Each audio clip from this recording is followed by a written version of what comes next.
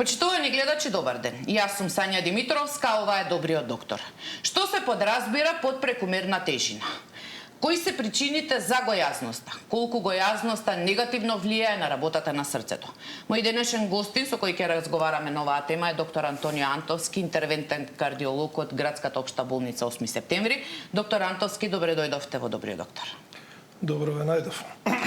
Имаме интересна тема за која што ќе зборуваме денеска, имајќи во предвид дека и податоците нели кои што ги обработуваат во Институтот за јавно здравје, особено за младата популација, за децата, дека навистина имаме голем број на деца кои што имаат прекумерна тежина.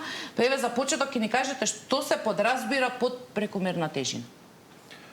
Прекумерна тежина значи вишок наталожени масти во организмот. Значи, зборуваме за масти, одма да биде јасно, не тежина, не конституција, затоа што имаме крупни луѓе заради голема мускулна маса, збориме за наталожени масти. Значи, прекумерна тежина, проблем, актуелен многу во светот и кај нас. Во Соединените Американски држави велат 40% од популацијата има прекумерна тежина. Ево ќе споделам, во Велика Британија, во нивните статистики велат 20 до 30%. Од друга страна велат земјите во развој имаат уште поголем проблем, уште поголем процент на прекумерна тежина. И што спомнавте, што посебно е алармантно, зголемена тежина кај децата, кај младата популација. Статистиките велат 20 до 30% од децата, видите, до 10 годишна возраст барем, имаат прекумерна тежина. Наталожени масти во организмот, кои што сега прават проблеми.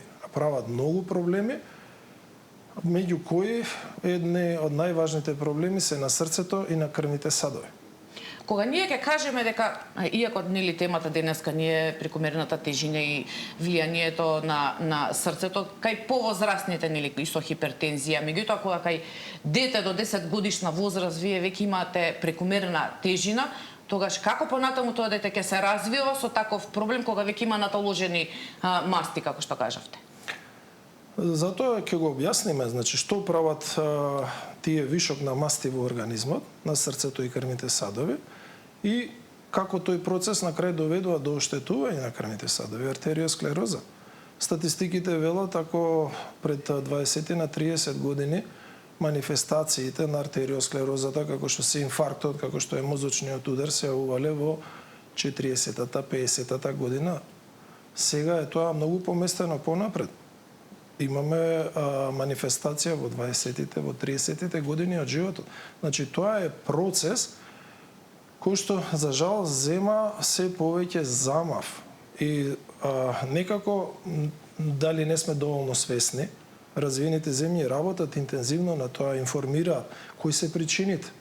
Мислам, толку е банално, верувам дека сите знаеме. Да, кои се причините? Најчесто оправдување велат генетиката, ние во фамилијата го имаме тоа. Вистината е дека тоа е многу мал процент. Значи, метаболно нарушување, кај што има проблем со метаболизмот на мастите, или можеби да речеме хипотиреоза, хормонски проблем, кај што има намалена функција на тироидната жлезда, па се јавува гојазност. Многу ретко може да биде и медикаментно предизвикано. Пациенти што примаат кортикостероиди. Меѓутоа, најголемиот процент, да не речам 99% од луѓето, проблемот е исхраната. Исхраната, така. Значи, исхраната. Збориме за нездрава исхрана и збориме за прејадување. Сега да избереме кој е полошото.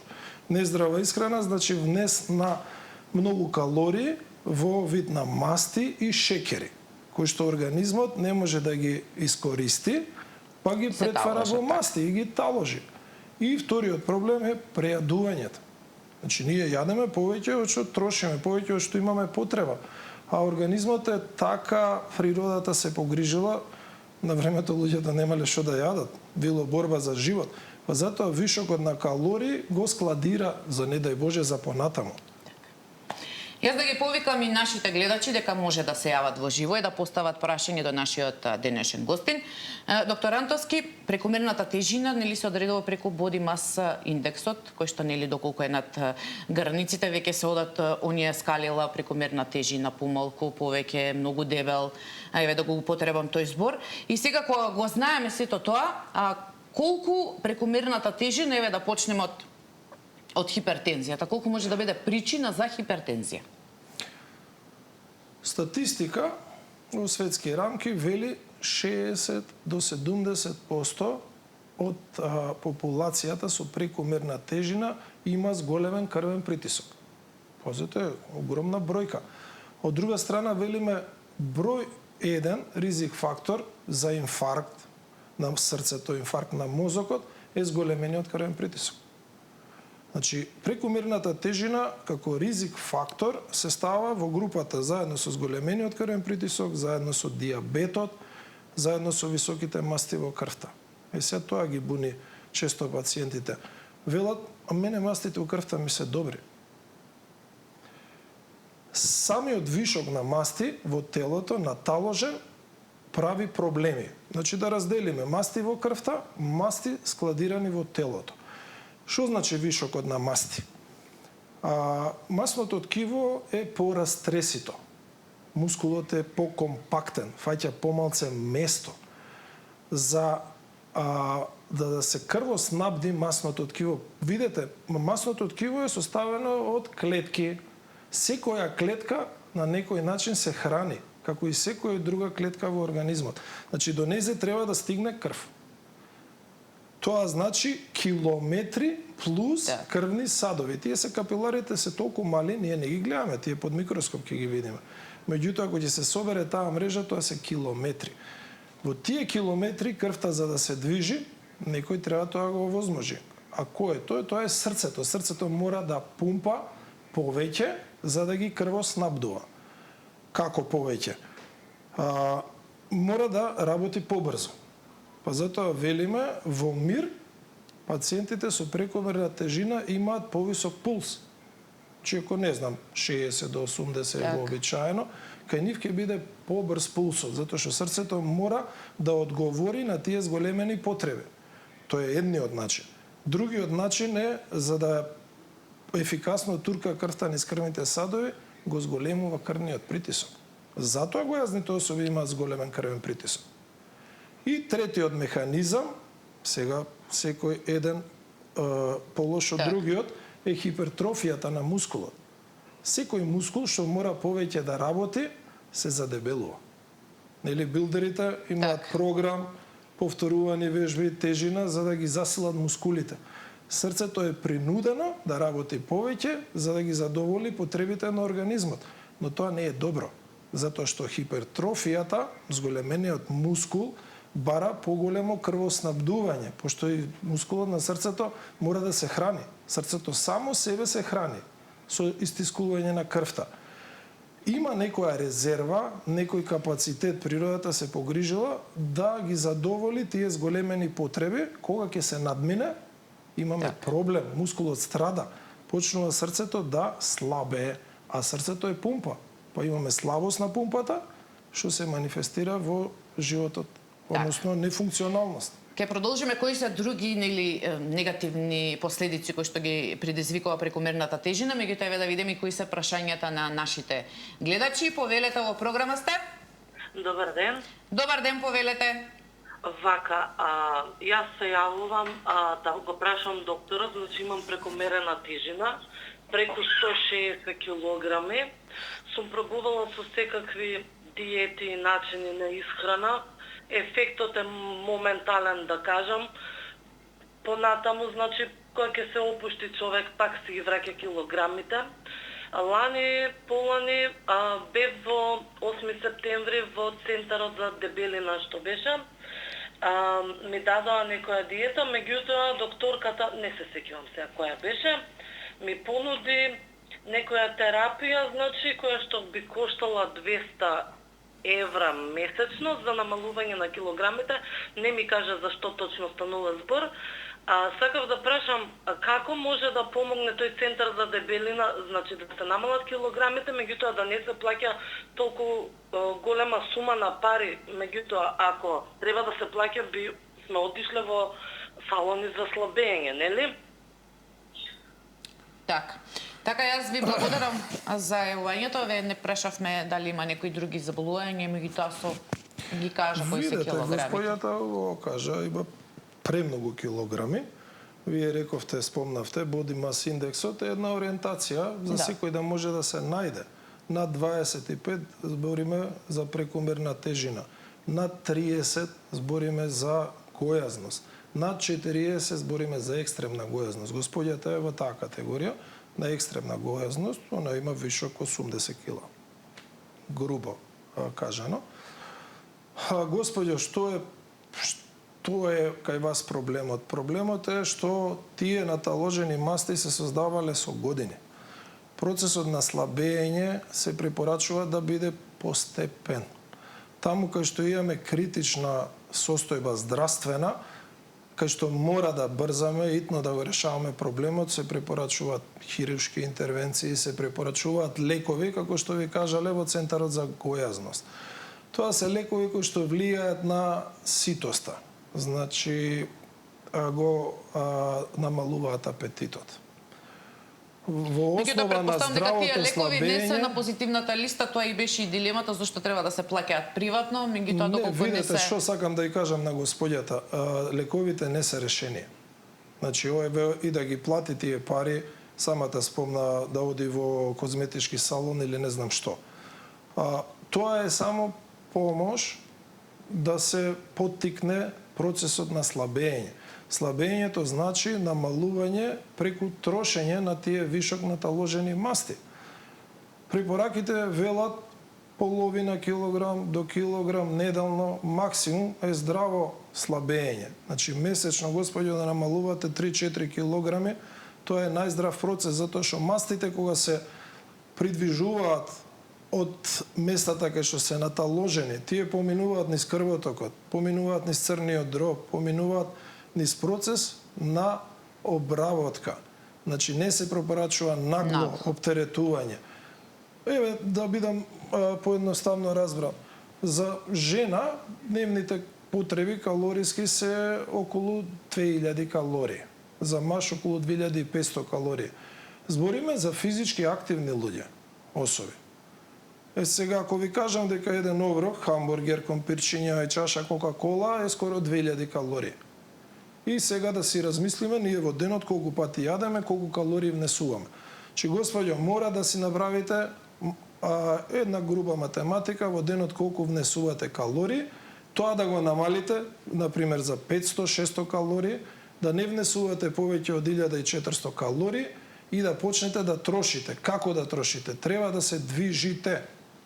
Физичка активност, за да се трошат калориите. Сега верувам дека со таа тежина она има проблем со движењето, меѓутоа пешачење, не знам, некој друг начин на аеробно вежбање, дали точак, фиксен, да троши калории, господјата. Така е, се надевам дека нашата гледачка го слушна одговорот. Имаме гледач, повелете во програма сте? Повелете, ве слушаме.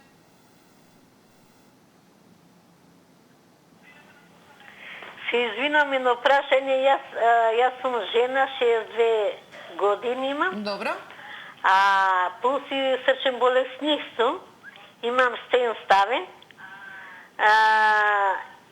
имам имам 80 кила. И како, што ти не пиев и јас, што ти не пробав, ништо значи. Како да се ослабне, сакам да пешачам, али од кичмата јас пус ме боли и колената надоле, кога одам повише, значи ми се пресекват и не можам да се движам повеќе. А дали внимавате на исхраната? Да, јадам само еднаш, повеќе не. Така. Колку е добро само еднаш да се јаде или треба повеќе пати по помалку, меѓутоа како велите вие да се бројат и калориите? Калориите се во основа и друго храната што ја внесуваме, ќе се повторам, ако е богата со шеќери и масти, таа е калорична храна. И Господјата има проблем со движењето, треба Да, да има најде други хронични начин. заболувања. Господјо, можеби има вежби со рацете. Значи, точак со раце каде што се Манипулира, движат да, место, овакво. да. Значи, без да ги оптеретувате колената. Повторно тие движења значат трошење на калории. Со математика колку дневно внесувате, колку има вишок килограми, не знам, сега господјата рече има 80 килограми, 62 не знаеме години. колку е висока. Body mass индексот е ориентација. Што прави? Тој прави корелација помеѓу телесната висина и тежината изразена преку површина на телото. Меѓутоа, body mass индексот не е прецизен. Не зема во предвид многу работи. Не го зема во предвид полот. Мажи и жени ги става во иста група, што не е така. Мажите имаат по-голема мускулна маса, жените имаат повеќе масно ткиво. Возраста не ја зема исто така во предвид. Да. Со старење се намалува мускулната маса. Нормално е возрастните луѓе да имаат малце повеќе масно ткиво од младите луѓе. Затоа и кај старите луѓе не се инсистира на идеален body mass индекс. Так. Ако ние ги ставиме во категорија до 25, тие ќе бидат подхранети. Не се зема во предвид конституцијата на телото. Кај гојазните особи имаме два типа, грубо поделено, на форма на телото. Во форма на јаболко и во форма на крушка. Сега тоа го знаат сите, ама да го објаснам. Тие што имаат дистрибуција на мастите околу стомакот, имаат форма на јаболко. Тие што имаат повеќе масти околу колковите и нозете, имаат форма на крушка. Сега, едното и другото не е добро, да се разбереме, бидејќи вишокот на масти го оптеретува срцето. Меѓутоа, тие што имаат дистрибуција околу половината, имаат поголем ризик. Затоа што мастите тука се таложат помеѓу органите и во органите. Во црниот дроб, во панкреасот, и тоа со време доведува до нивна нарушена функција. Друго што е многу важно, тие масти наталожени во органите и околу стомакот предизвикуваат една инфламација, воспаление во организмот. Ги воспалуваат крвните садови и ги прават по-порозни, по-пропусни за мастите. Затоа гојазните особи тоа мора да го разберат. Вели, ја имам добри масти во крвта, не ми се високи. Проблемот е што заради наталожените масти сега под кожата, воспалението е присутно постојано, активно, ги прави крвните садови по-пропусни и иако мастите не се зголемени, тие повеќе се таложат и се развива артериосклероза, се јавуваат плакови, односно старење на крвните садови. Видете, денеска веќе старењето на крвните садови не се пресметува во години на живот. Имаме млади особи со силна артериосклероза, односно стари крвни садови, а имаме возрастни особи со добри крвни садови. Еве, јас се надевам дека нашата гледачка слушна како може да си помогне самата за намалување на килограмите. Имаме гледач, повелете, во програма сте? Добар ден. Добар ден, повелете. Ве модам со докторот да го прашам нешто. Повелете, во програма сте. Докторе, јас имам 63 години. Дебела сум 98 кила. Дали е болест масното ткиво? Јас еве 7-8 години имам масно ткиво над бешика горе. Ми се затвара бешиката, нозете, ми се лепи масното ткиво на нозете од колкоите. Така. Имате проблеми поради тежината со срцето, со крвен притисок? Не можам чевливе да си врзам. А немам, срцето немам некој проблем, ама не може чевлите да си имам. Така. Така, јас ви благодарам за јавањето. Еве, истата возраст како претходната гледачка, 62-63, меѓутоа еве има проблем што претпоставувам тоа масно ткиво, како што каже, каде е наталожено, не може ни чевлите да ги врзе. Видете, проблемот на прекумерната тежина не е само на срцето и крвните садови. Значи, влијае на функцијата на органите, влијае на апаратот за движење. Зглобовите ги оптеретува, тетивите ги оптеретува, затоа процесот на старење, промените на зглобовите е тука забрзан. побрзо се јавуваат проблеми, па после имаме проблем со подвижност на колковите, проблем со подвижност на колената, скочните зглобови. Видете, телесната тежина е огромен проблем. Самата тежина значи товар. Треба тоа некој да го носи, значи мускулоскелетниот систем, срцето треба тоа да го крвоснабдува, панкреасот треба да лачи доволно количини на инсулин. Значи, панкреасот наш има одреден капацитет, одредена резерва. Он, кога имаме вишок на килограми, мора да лачи повеќе инсулин. Сега се јавува уште еден проблем. Кај гојазните особи се јавува така наречена инсулинска резистенција. Ефикасноста на инсулинот сега е намалена на ниво на клетките. Тоа дополнително го троши панкреасот да лачи уште поголеми количини на инсулин и затоа гојазните особи, освен ризик на крвните садови и срцето, имаат ризик да развијат диабет. А кога ќе се развие диабетот, самиот диабет е сега ризик за крвните садови и срцето, имаме еден затворен круг. Тие ризик фактори треба секогаш да се добро проценат. Значи, body mass индексот не е само една ориентацијна алатка, кој ќе се земат сите во предвид. Сега ќе уфрлам уште една бомба. Пушењето. Значи, видете, статистиката вели дека гојазноста, прекумерната тежина го скратува животот во просек 5 до 20 години. Видете колкав диапазон. Зашто е тоа така? Затоа што треба да се земе во предвид дали има други ризик фактори, како висок притисок, како пушење. Пушењето, да слушнат нашите гледачи, во просек го скратува животот за 10 години. Само пушењето. Сега, кој ќе земеме, имавме притисок, пушење и гојазност, емисија за загадениот воздух. Загадениот воздух го имаме, за жал, ние живееме со тој загаден воздух. Сите тие заедно кога делуваат, тука немаме проста математика, нема 2 и 2 4, него ризикот се зголемува повеќе кратно. Така. Еве, ја се надевам дека гледачката го слушна и одговорот и на предходниот гледач кој што го имавме и за калориите, меѓутоа и за физичка активност. Имаме гледач, повелете во програма сте. Убав ден да имате, све најдобро ви пожелувам. Ве благодариме. Пациентка од Паланка се јава. Ќе ве молам, ако може докторот да ме објасни. Имам снимано во 8 септември тероидни тие артерија. Вака ми пишуја. Каротидни. Каротидни, извини. Добро. Атероматозни промени на аркус и аорте. И другото пишуе десно со видливи јо во својот цервикален дел. Па ми кажуваат имала сам некоја искривена на аортата ли, на срцето ли. Па ќе молам ако може докторот нешто да ми објасни и кај треба да се јавам, дали треба нешто повеќе операција. Мрснотија немам, многу малце мрснотија ми покажува. Шекер немам, 70 години сум, а 72-3 кила тежина. Ни пием, ни пушим, ништо не употребувам такво нешто. Така. Ќе молам докторот ако може да ми каже што е тој атеросклерозна промена на аркус аорта. Атеросклерозна, претпоставам. Во ред, да. Ви благодарам многу за јавувањето. Еве нема други ризик фактори, барем како што спомена. Добро, господјата рече дека има 70 години, 70 килограм. Така нешто. Во текот на животот влијание на различни фактори доведуваат до појава на артериосклероза.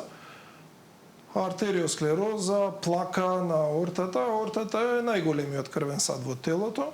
Таа плака, ако е мала, не влие врз крвотокот, не прави проблем во циркулацијата. Господјо, тука не е потребна никаква операција. Ако имало некое значајно стеснување видено, вие веднаш би биле и обавестени за тој проблем. Меѓутоа имате процес активен на артериосклероза, немате проблеми, немате ризик фактори, што е добро. Да си оди редовно на контроли, претпоставам и тоа е. И да вклучиме уште еден гледач, повелете во програма сте? Ало? Да, повелете, ве слушаме.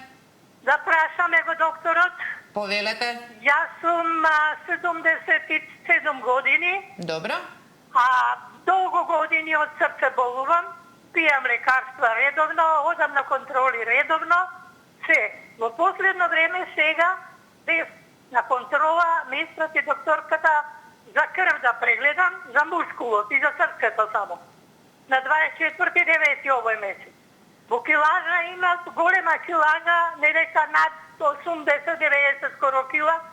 Јас сега дојдов до 76 кила во килажа. Немам проблем со килажата. И сега докторката ми најде, уствари на прегледот, кога отидов на крвта да дадам, ми најдова дека мускулот на срцето мене ми е многу голем. 1602, така пишува. И она ми вика 10 пати ми е поголем од тоа што треба да биде. И ми препиша да пијам лекарствата жрвијанцето. Жрвијанцето, знаете вие дека го нема овде и е многу скап, мораме да одиме преку граница за да го зимаме, за да го пиеме секој ден. И сега кажете ми од што дојдов до толку истранчување на мускулот за да биде волку ослабено срцево и колку време треба ова да се излечи, да речеме, со лекарствата сега што ги зимам. А иначе другите лекарства што ги зимам, Бипресо, Лориста, за мокрење, Аторис за масноти, сите тоа свете ги зимам лекарства. Така јас ви благодарам. Да. Што направам? Ви благодарам многу за јавањето. Како може мускулот на срцето да биде 10 пати поголем? Барем ја така ја слушнав, претпоставам за проширено. Малце контрадикторни информации даде господјата. Прво рече дека е мускулот зголемен, па после кажа дека е мускулот истенчен, срцето е ослабнато. А господјата имала вишок на килограми, сега прашање е колку време, после тоа ја намалила килажата. Очигледно има и висок притисок, затоа што пие лекови за висок притисок, пие лекови за срце, пие лекови за измокрување, тие лекови ги даваме кај што имаме слабост на пумпата, срцето кај што слабо функционира. Господјо, имате проблеми со срцето, значи слабост на мускулот, со лекови тоа се помага. Процесот јас го објаснив, зголемување на мускулот, хипертрофија, заради вишок од килограми, заради забрзана работа, заради зголемен крвен притисок. Во следната фаза доаѓа до проширување на срцето, односно слабење на пумпата, истенчување, како што кажа господјата. Џардијансот е лек, господјо, кој што покажа дека подобрува функцијата на мускулните клетки на срцето, го подобрува метаболизмот, го продолжува векот на живење. Сега не е на позитивна листа. Не е на позитивна, бидејќи само за диабет. Има замена за џардијансот, лекот се вика Даграфорс, го има во нашите аптеки, да речеме поевтин од џардијансот, можеби еве да се смени терапијата со Даграфорс, да ви биде поприфатлива цената. Инаку лекот помага, затоа ви е препорачен. Така. Еве, јас се надевам дека нашата гледачка е задоволна од одговорот. Доктор Антовски, кажавме нели гојазноста и хипертензијата, меѓутоа колку самата прекомерна тежина е причина и за појава на срцевите аритми? Статистички се опишува дека 1/5 од пациентите кои што имаат атриална фибрилација имаат прекумерна тежина. 1/5, значи тоа е 20% од таа популација, а тоа е најчестата срцева аритмија. Да објаснам што е тоа. Нормално срцето има еден водич, еден предводник, еден командант кој што испраќа импулси и целиот мускул се стега и се отпушта под таа команда. Кај атриалната фибрилација имаме хаос. Многу водичи, многу импулси, срцето работи неправилно, значи кој ќе помине прв, тој ќе предизвика стегање на мускулот. Состојба која што ја слабнува ефикасноста на пумпата и носи ризик од згручување, појава на тромби, емболии и компликации, мозочен удар, срцев удар и такви работи. Сериозна работа. И статистиката вели дека со намалување на телесната тежина се подобрува состојбата и со аритмиите. Значи, Прекомерната тежина доведува до структурни промени на срцето. Задебелување, проширување, ослабнување на пумпата, појава на аритми, сериозен проблем, затоа се повторувам, сите да слушнат, сите да размислат, затоа што со намалување на телесната тежина сите овие работи се подобруваат. Се подобруваат.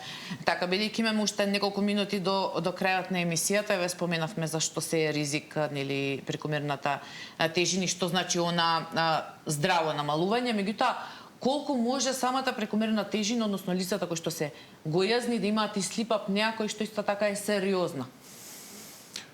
Допринесува во механизмот. Слип апнеата значи дека во часовите кога одмараме, кога спиеме, сега дали е ноќе, дали е дење, тоа не менува, имаме паузи во дишењето. Нормално, нашиот центар за дишење во мозокот реагира на концентрациите на кислород и јаглерод моноксид во крвта. Правилно дишење значи постојана респирација, повторувано вдишување и издишување, и на тој начин се концентрациите одржуваат во нормала. Кај слип апнеата имаме паузи, додека не порасне нивото на концентрација на CO2 во крвта, додека не се промени киселоста на крвта и дури тогаш се активира центарот за дишење и почнува. Велат, застанува со дишење и као да ќе престане да диша.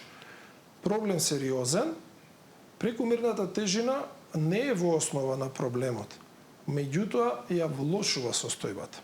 На тој начин што дистрибуцијата на мастите околу дишните патишта, тежината на стомакот, на градниот кош, влие врз механизмот на вентилација и ја влошува слип апнеата.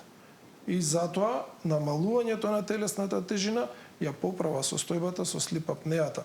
Слип апнеата е многу сериозна работа, затоа што со време ги носи истите проблеми.